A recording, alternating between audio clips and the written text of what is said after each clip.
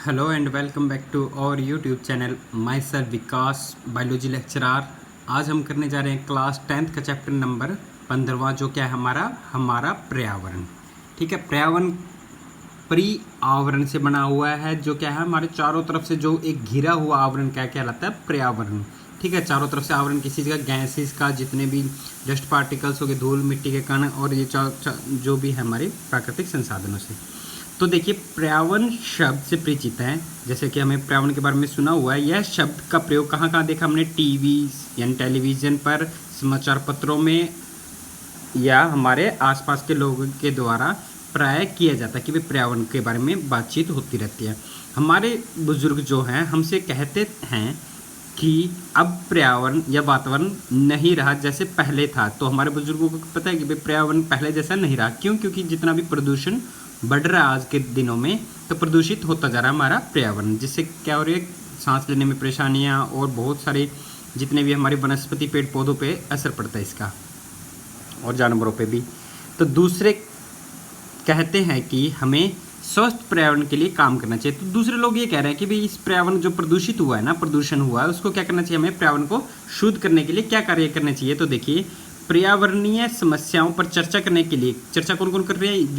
विकसित जो डेवलप हो चुके हैं, विकसित हो चुके हैं, और विकासशील जैसे यूएसए जैसे देश क्या है, विकसित है, और विकासशील जैसे हमारा इंडिया विकासशील देशों में आता है, कि वैश्विक सम्मेलन में भी नियमित रूप से इसकी चर्चा होती रहती है। इस अध्याय में हम चर्चा करेंगे कि भाई ये सभी क्रियाओं के बारे में, प्रभाव के बारे में जितना भी है। तो हमने जैसे कक्षा 9th में जाना है कि विभिन्न पदार्थों का चक्रण, जो चक्कर चला, तो जल चक्कर हो गया, इन सभी के बारे में, नाइट्रोजन चक्कर, कार्बन चक्कर था।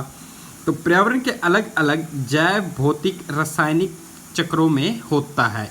इन चक्रों के अनिवार्य पोषक जैसे कौन कौन से? नाइट्रोजन, कार्बन, ऑक्सीजन तथा जल एक रूप से दूसरे रूप में बदलते हैं। तो इन गतिविधियों से इन चक्रों पर किस प्रकार से प्रभाव डलता है उसको हम देखेंगे।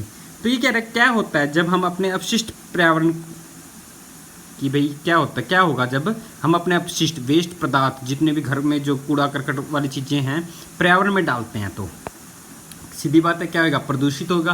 तो वो प्रदूषित होना भी डिपेंड करता है कि भाई, निर्भर करता है किस पे, कि वो आपने किस प्रकार के पदार्थ डाल रहे हैं। वो इजीली ख़त्म हो सकते हैं या नहीं हो सकते। अपनी दैनिक गतिविधियों में हम बहुत से ऐसे पदार्थ उत्पादित करते हैं, यानी हम प्रतिदिन ऐसे पदार्थ उत्पादित करते हैं जिन्हें हम फेंकना पड़ता है। जैसे कूड़ा करकट हो गया हमारे घर में, हम इन्हें क्या कहते हैं? अपशिष्ट पदार्थ। तो अपशिष्ट पदार्थ वो हो गए जो हम हमारे घर से डेली निकल रहे हैं, जिसका हमें यूज़ नहीं है, तो हम इन्हें फेंकते हैं। तो उनका क्या होता है कि भाई, और इसके लिए हम क्या करेंगे तो जानेंगे कि भाई जैसे इस प्रकार से, जैसे इसमें थोड़ा सा क्रियाकलाप में कहता है, अपने घर में कचरा एकत्रित कीजिए। कूड़ा कचरा जैसे कौन कौन सा हो सकता है? रसोई का कूड़ा हो गया, सब्जियों के छिलके, चाय की उपयोग की गई पत्तियां, या दूध की खाली थैलियां या खाली डब्बे, कुछ भी हो गया, रद्दी कागज़, दवाई की खाली बोतल होगी, एटसेट्रा। ये सभी क्या, कटे फटे कपड़े, जूते आदि हो सकते हैं। इसी प्रकार से हमें विश्वविद्यालय, जो विद्यालय हमारा, के बगीचों में भी एक गड्ढा में दबा दीजिए। इनको क्या कर रही है? एक खड्डा खोदा और उसमें दबा दिया। यदि ऐसे स्थान उपलब्ध ना हो तो एक कचरे की किसी पुरानी बाल्टी अथवा गमले में एकत्रित करके 15 सेंटीमीटर मोटी मिट्टी की परत से ढक देने चाहिए। ऊपर से क्या कर दिया? मिट्टी से ढक दिया। इसे नम रखिए, यानी थोड़ा बहुत पानी देते रहिए। 15 दिनों के अंतराल में आप अवलोकन करेंगे कि वे कौन से पदार्थ हैं जो लंबे समय बाद अपरिवर्तित रहते हैं। जैसे इनमें से अपरिवर्तित क्या रहेगा? जो थैलियाँ हैं, पन्नियाँ हैं, जो लिफाफे हैं, थैली हैं, जो प्लास्टिक्स के जो मटेरियल होते हैं, जैसे बोतल हो गया, ये सभी क्या होंगे? अपरिवर्तित हो जाएंगे। लेकिन जितने भी हमारे चाय के छिलके थे, पत्तियाँ थी, सब्जियों के छिलके, या जो भोजन था, वो क्या हो जाता है? ख़त्म हो जाता है। यानी उसको वो कैसे ख़त्म हुआ है तो हम पढ़ेंगे। हमने जैव प्रक्रम वाला अध्याय, जो हमारा 6ठा चैप्टर था, पढ़ा है, और हमारे द्वारा जो खाया गया भोजन पाचित विभिन्न इंजाइमों द्वारा किया जाता है। तो हमने वो अलग अलग इंजाइमों के बारे में पढ़ा था ना। तो इंजाइम्स के द्वारा क्या हो रहा था? भोजन पच रहा था। क्या आपने कभी सोचा है कि एक ही इंजाइम भोजन के सभी पदार्थों का पाचन क्यों नहीं करता? कि भाई एक इंजाइम सभी पदार्थों को पाचन क्यों नहीं करता? इंजाइम अपनी क्रिया में विशिष्ट होते हैं, यानी इंजाइम अपना ही एक ही कार्य करता है जो जिस चीज़ के लिए वो बना हुआ है। किसी विशेष प्रकार के पदार्थ को पाचन के लिए, यानी अपघटन यानी टूटना कह सकते हैं, पाचन के लिए विशिष्ट एंजाइम की आवश्यकता होती है। तो हमारे में जितने फैट ये सभी थे ना, कार्बोहाइड्रेट्स, प्रोटीन, इन सभी को तोड़ने के लिए तो एंजाइम की आवश्यकता होती है, विशिष्ट एंजाइम। इसलिए कोयला खाने, यानी कोयला जो होता है खाने में हमें ऊर्जा प्राप्त नहीं होती। क्या आप कोयला खाओगे? नहीं खाएंगे ना, की जा सकती है। इसी कारण से हम बहुत से मानव निर्मित पदार्थ जैसे प्लास्टिक का अपघटन जीवाणुओं अथवा दूसरे मृत जीवों द्वारा नहीं हो सकता, यानी ये प्लास्टिक खत्म नहीं हो सकता है। इन पदार्थों पर भौतिक प्रक्रम जैसे कि ऊष्मा या दाब का प्रभाव डाल सकते हैं, हीट और दाब का प्रभाव होता है। कैसे? परंतु सामान्य अवस्था में ये लंबे समय तक पर्यावरण में बने रहते हैं, यानी ये आसानी से हमारे पर्यावरण से खत्म नहीं हो सकते। वे पदार्थ जो जैव प्रक्रम द्वारा अपघटित होते हैं उसे क्या कहते हैं? निम्नीकरण। यानी जो हमारे प्रकृति में जो हमने वेस्ट मटेरियल जैसे कूड़ा कचरा था, सब्जी के छिलके थे, भोजन था, ये कुछ भी था, वो जो जैविक प्रक्रम द्वारा अपघटित, यानी अपघटित मतलब टूट जाना, ठीक है, यानी पाचन हो जाना, अपघटन या अपघटित कह रहे हैं, तो खत्म हो जाते हैं, उनको क्या कहते हैं? निम्नीकरण। और जो नहीं हुए उसको क्या कहते हैं? अनिम्नीकरण। आपके द्वारा दबाए गए पदार्थों में कितने जैव निम्नीकरण थे? जैसे हमने यहाँ पे जैव पीछे क्रियाकलाप में देखा था, चाय के छिलके हो या सब्जियों के छिलके हों, चाहे चाय की पत्ती होगी या चाय की पत्तियाँ होगी या कुछ भी, वो क्या हो रहे थे? जो भोजन था वो क्या हो रहा था? खत्म हो रहा था। उसको क्या कहते हैं? निम्नीकरण। जो खत्म हो सकते हैं, जो सूक्ष्म जीव, उनको क्या कर देते हैं? खत्म कर देते हैं। और जो नहीं होते, जैसे प्लास्टिक हो गया और जितने भी आपके लिफाफे, पॉलीथीन हो गए, वो सभी क्या होते हैं? खत्म नहीं हो सकते। उसको क्या कहते हैं? अनिम्नीकरण। उसके बारे में करेंगे। वे पदार्थ जो जैव प्रक्रम द्वारा अपघटित नहीं होते, यानी जो खत्म नहीं हो सकते, उन्हें क्या कहते हैं? अजैव निम्नीकरण। जैव नहीं है वो, अजैव है, ठीक है। यह पदार्थ सामान्यतः अक्रिय, ये ऐसे ही बने रहते हैं और लंबे समय तक पर्यावरण में बने रहते हैं, जिसके कारण से क्या होती है? पर्यावरण को नुकसान पहुंचता है। तो इस प्रकार के पदार्थों का हमें क्या करना चाहिए? ऐसी जगह पे डाल देना चाहिए जहाँ से हमारे पर्यावरण पे असर ना पड़े। अब देखिए नेक्स्ट टॉपिक आता है हमारा परितंत्र और इसके संगठक क्या है, यानी इकोसिस्टम। परितंत्र में क्या करें? सभी जीव जैसे कि पेड़ पौधे, जंतु हो गए और सूक्ष्म जीव। हमारी पृथ्वी पे अगर जीवित प्राणियों की बात करें तो यही है, पेड़ पौधे जीवित हैं, जंतु जीवित है और सूक्ष्म जीव जीवित रहते हैं। तो ये क्या करें? तथा भौतिक कारकों में परस्पर जितने भी भौतिक कारक कार्य हो रहे हैं वो क्या हो रहे हैं? अन्योनिक क्रिया, ठीक है, जो अपने आप चलती रहती हैं। वे प्राकृतिक में संतुलन बनाए रखते हैं। वो प्राकृतिक में क्या करें? एक बैलेंस बना रहे हैं, संतुलन, कि वे जैसे मान लो जितने भी सूक्ष्म जीव हैं, हर एक का अपना अपना क्या कर रहे हैं? अपना अपना अलग कार्य है। जैसे पौधे अपना भोजन बनाते हैं, इस भोजन को क्या कर रहे हैं? जंतु ले रहे हैं। और सूक्ष्म जीव क्या कर रहे हैं? पौधे की पत्तियां गिर जाए चाहे जंतु मर जाए, उसको क्या कर देते हैं? मिट्टी में सूक्ष्म जीव क्या कर देते हैं? उसको तोड़ देते हैं और मिट्टी में मिला देते हैं। मिट्टी में पोषक तत्व चले जाता है, फिर से उनको कौन लेगा? हमारे पेड़ पौधे। तो ये चक्र क्या करता है? चलता रहता है। तो ये क्या करें? एक संतुलन बनाए रख रहा है। तो इन्होंने अभी कहा ना, संतुलन बनाए रखते हैं। किसी क्षेत्र में सभी जीव तथा वातावरण में अजैविक कारक, जैविक मतलब जो खत्म हो सकते हैं, और अजैविक कारक संयुक्त रूप से परितंत्र बनाते हैं। अजैविक में आप ये कह सकते हो धूल मिट्टी कण वाले जितने भी, धूल, वर्षा, पानी, ये हो गया। अतः एक परितंत्र जो है में सभी जीवों के जैव घटक और अजैव घटक होते हैं, यानी जैव घटक और अजैव दो घटकों के बारे में आपको पता होना चाहिए। तो भौतिक कारक, जैसे भौतिक कारक कौन हो सकते हैं? ताप, वर्षा, वायु, मृदा, खनिज लवण आदि क्या हैं? अजैव घटक, जो अजैव हैं। जैव घटक जितने भी लिविंग अभी पढ़े थे ना, पेड़ पौधे, जंतु और क्या थे? सूक्ष्म जीव।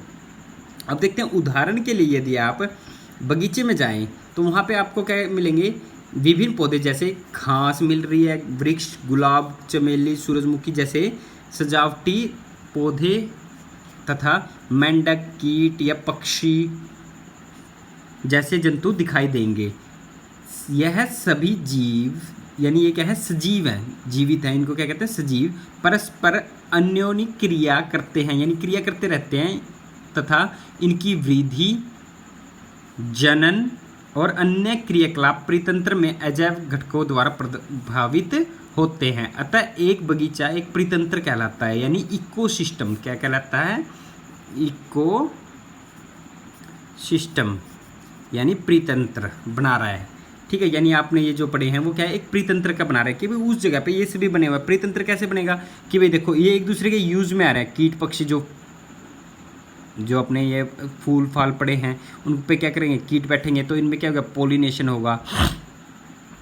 और फिर क्या होगा, ये कीट पक्षी उस जगह पे पाए जा रहे हैं, जितने जगह पे जितने जीव पाए जाते हैं वो क्या किस चीज़ का निर्माण करते हैं, प्रीतंत्र का। चाहे घास का मैदान आ गया इसमें एक उदाहरण के लिए, वन, तालाब, झील। अब ये क्या है, पारितंत्र के अन्य प्रकार हैं।